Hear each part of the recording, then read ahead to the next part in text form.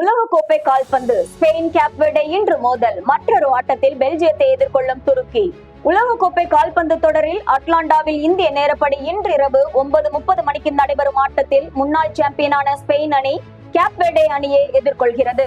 அமெரிக்காவின் ஜார்ஜியா மாகாணத்தில் உள்ள அட்லாண்டா நகரில் நடைபெறும் இப்போட்டியில் உலகக்கோப்பை தொடருக்கு முதன்முறையாக தகுதி பெற்றுள்ள கேப்வெர்டே அணியை ஸ்பெயின் எதிர்கொள்கிறது. ஆப்பிரிக்க கண்டத்தில் அமைந்துள்ள கேப்வெர்டே உலகின் மிகச்சிறிய நாடுகளில் ஒன்றாகும். இந்த ஆட்டம் கால்பந்து ரசிகர்களிடையே பெரும் எதிர்பார்ப்பை ஏற்படுத்தியுள்ளது. ஸ்பெயின் அணியின் பலமும் லாமின் யமால் குறித்த சந்தேகமும். உலகக்கோப்பை முன்னாள் சாம்பியனான ஸ்பெயின் இந்த ஆட்டத்தை வெல்வதற்கு 87.2% வாய்ப்புகளுடன் வலுவான அணியாக களமிறங்குகிறது. இருப்பினும் ஸ்பெயின் அணியின் நட்சத்திர இளம் விங்கர் லாமின் யமால் இந்த தொடக்க ஆட்டத்தில் விளையாடுவாரா என்பதில் இன்னும் உறுதியற்ற நிலை நீடிக்கிறது.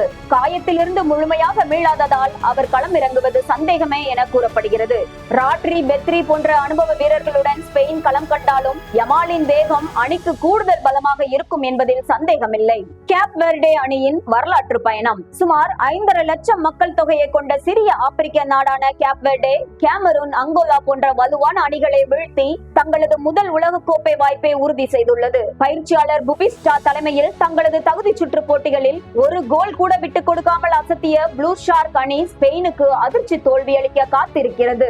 கேப்வெர்டே வெற்றி பெற 4.8% வாய்ப்புகளும் போட்டி டிராவில் முடிய 8.15% வாய்ப்புகளும் இருப்பதாக கணிக்கப்பட்டுள்ளது. ஸ்பெயின் அணி அசூர பலத்துடன் காணப்பட்டாலும் உலகக்கோப்பையின் ஆரம்ப ஆட்டங்கள் எப்போதுமே வியப்புகளும் அதிர்ச்சிகளும் நிறைந்தவை என்பதை மறுப்பதற்கில்லை. கேப்வெர்டே அணி தங்களின் முதல் உலகக்கோப்பை ஆட்டத்தில் உலகிற்கு தங்கள் திறமையை வெளிப்படுத்த முனைப்பு காட்டும். அதே வேளையில் ஸ்பெயின் அணி தங்களின் பயணத்தை வெற்றியோடு தொடங்க முழு மூச்சோடு களம் காணும்.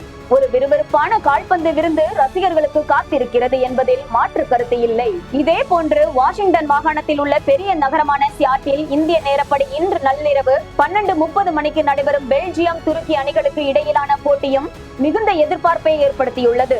இரு அணிகளின் வரலாற்று பக்கங்களை புரட்டி பார்த்தால் சர்வதேச நட்பு ரீதியான போட்டிகளில் பெல்ஜியத்திற்கு எதிராக எகிப்து அணி 3-1 என்ற கணக்கில் வலுவான ஆதிக்கத்தை செலுத்தியுள்ளது. 1999 மற்றும் 2005 தொடக்க கால போட்டிகளில் எகிப்து முறையே 1-0 மற்றும் 4-0 என்ற கோல் கணக்கில் பெல்ஜியத்தை வீழ்த்தி அதிரடி காட்டியது. 2018 ஆண்டு உலகக்கோப்பைக்கு முன்பாக நடந்த போட்டியில் பெல்ஜியம் 3-0 என்ற கணக்கில் தனது ஒரே வெற்றியை பதிவு செய்தது. 2022 ஆண்டு நவம்பரில் நடந்த ஆட்டத்தில் முகமது சாலா வழங்கிய அசிஸ்டுகள் மூலம் எகிப்து 2-1 என்ற கணக்கில் மீண்டும் பெல்ஜியத்தை வீழ்த்தியது. இருப்பினும் உலகக்கோப்பை போன்ற பெரிய அதிகாரப்பூர்வ தொடர்பில் இவ்விரு அணிகளும் மோதுவது இதுவே முதன்முறை என்பதால் இப்போட்டி மிகவும் விறுவிறுப்பாக இருக்கும் என எதிர்பார்க்கப்படுகிறது.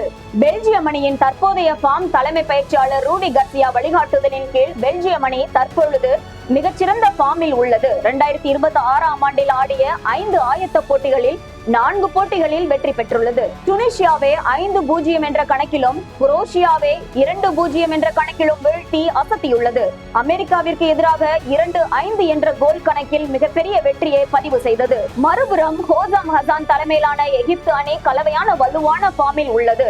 ஆப்பிரிக்கா தகுதி சுற்றில் ஒரு கோல் கூட வாங்காமல் எகிப்து முதலிடம் பிடித்தது. அதன் தற்காப்பு பலத்தை காட்டுகிறது.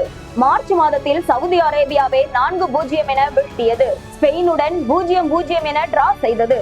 ஜூன் 7 அன்று பிரேசிலிடம் 2-1 என நூலிழையில் தோற்றது.